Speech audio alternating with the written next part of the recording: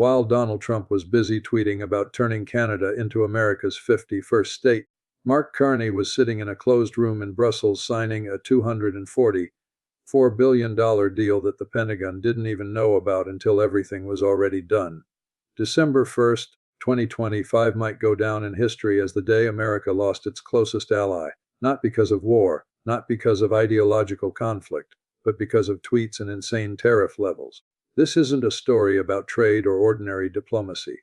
This is about how a nation, treated like an enemy by the neighbor who used to be its protector, quietly found an escape route and pulled off a historic reversal nobody saw coming. Canada just joined Europe's exclusive defense club, becoming the only non-EU country with access to the $244 billion SAF program.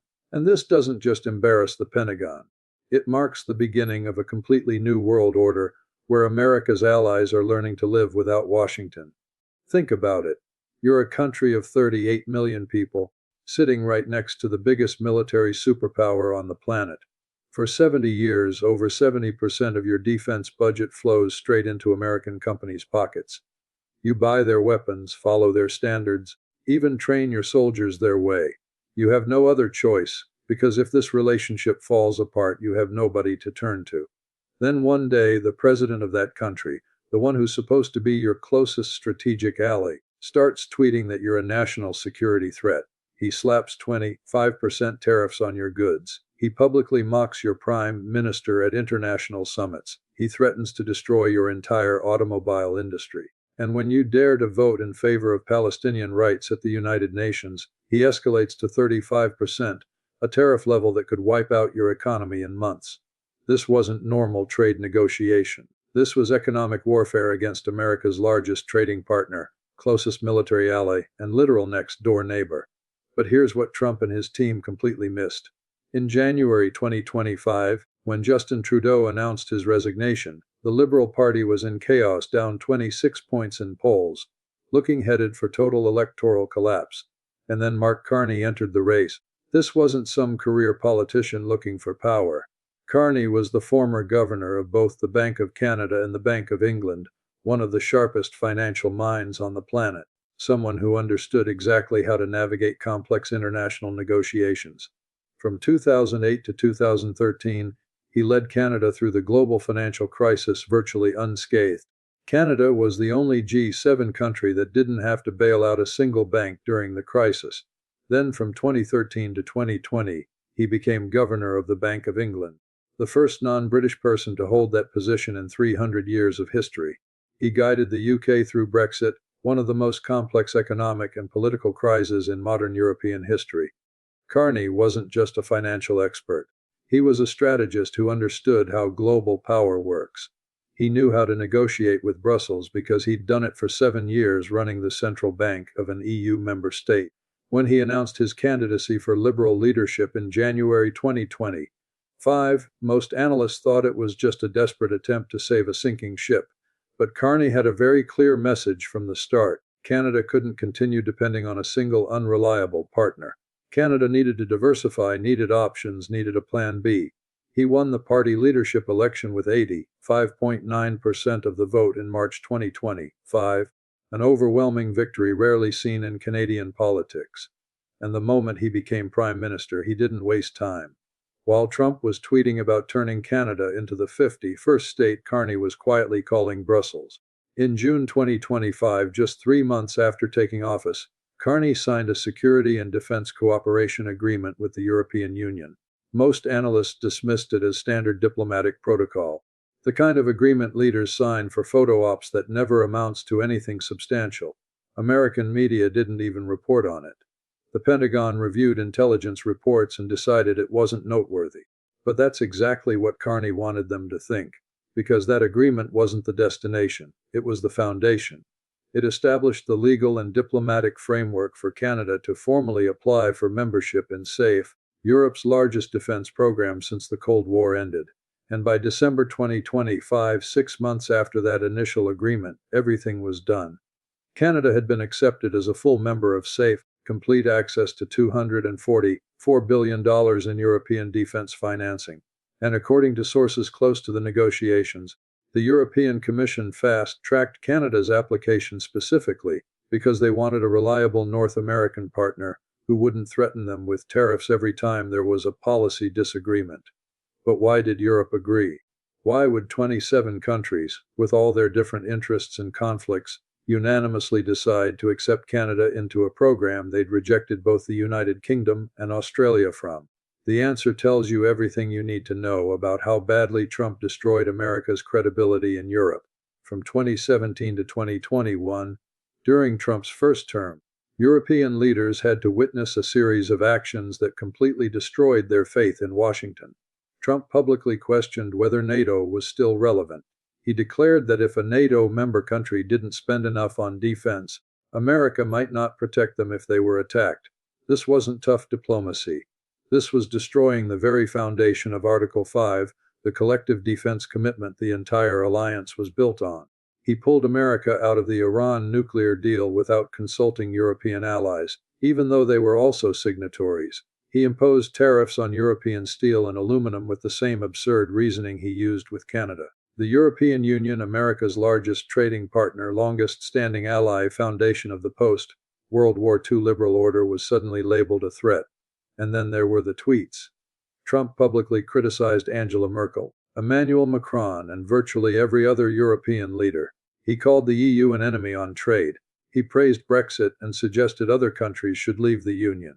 He turned G7 and NATO summits into public spectacles of insult and humiliation. Then Trump left office, Biden came in, and for 4 years Europe thought maybe possibly things could return to normal.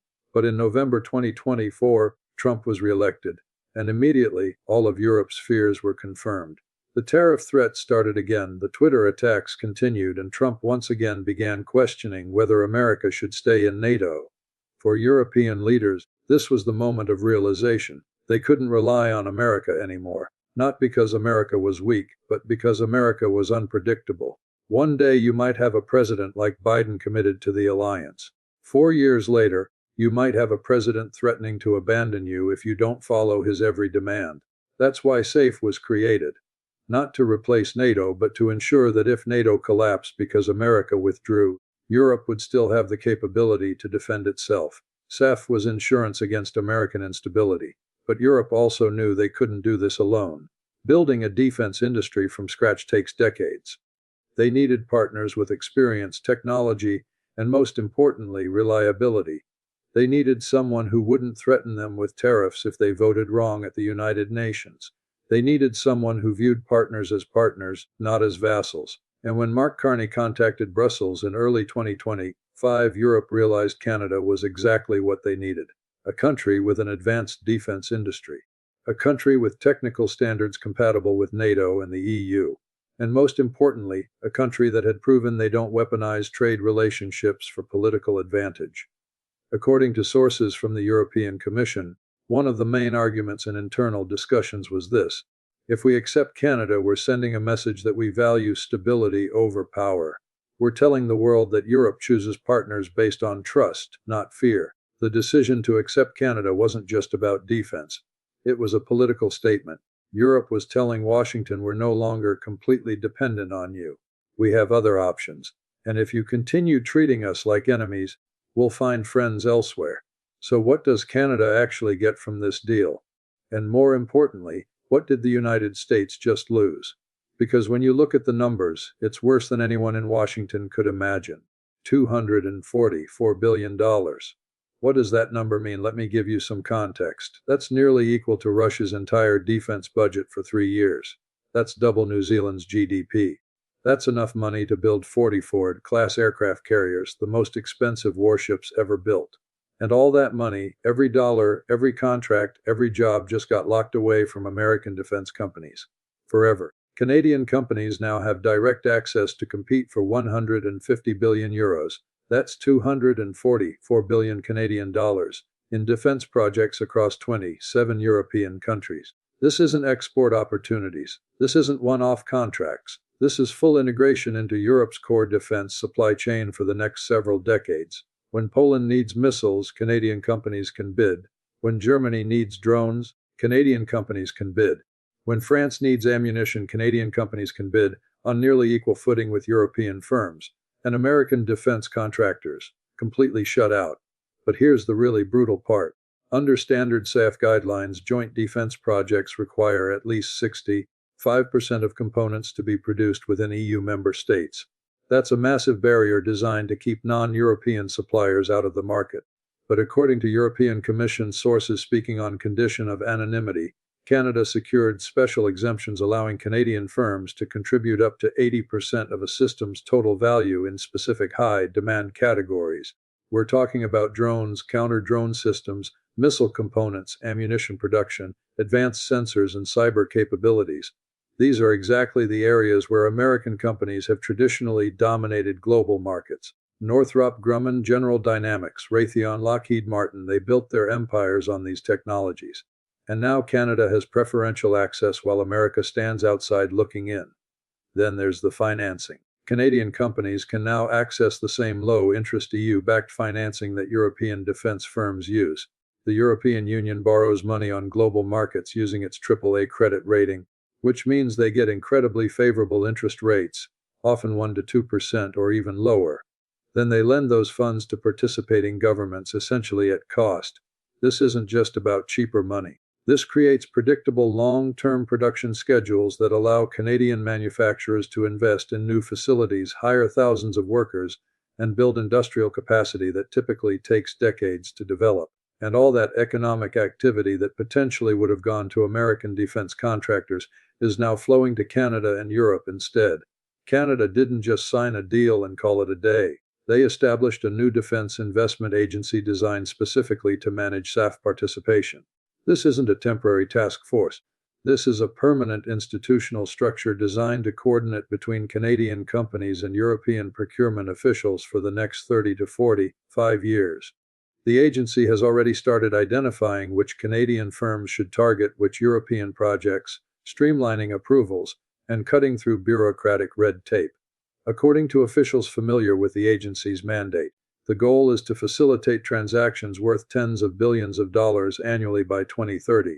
That's tens of billions in defense contracts that American companies just lost access to because Trump decided to treat Canada like an adversary instead of an ally. Now let's talk about what this means for specific American companies. Lockheed Martin made about $67 billion in revenue from international sales in 2024. A significant portion of that came from Europe and Canada.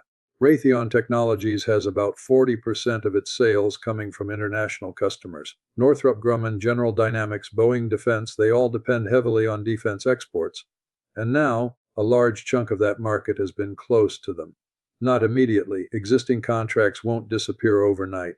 But as those contracts expire, as new projects get announced, Canadian companies will have structural advantages that American competitors simply can't match: cheaper financing, preferential access, government support from both Ottawa and Brussels. We're talking about a shift potentially worth hundreds of billions of dollars over the next decade.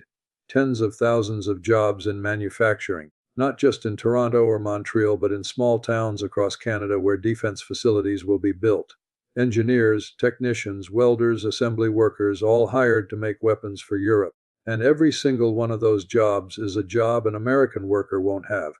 Trump thought he was negotiating from a position of strength when he threatened Canada with tariffs. He thought Canada had no choice but to accept whatever Washington demanded. He was wrong about that. But what he didn't even realize was that by pushing Canada away, he didn't just lose a trading partner. He handed over one of America's most profitable industries, defense, to a competitor who just got access to the world's largest market after the United States. This isn't damage that can be reversed in a few years. This is fundamental restructuring of the global defense supply chain. And once facilities are built, relationships are established, and contracts are signed, you can't just undo it with a new trade deal. Trump just gave away hundreds of billions of dollars in future American defense sales. And the worst part, he didn't even know he did it until it was too late.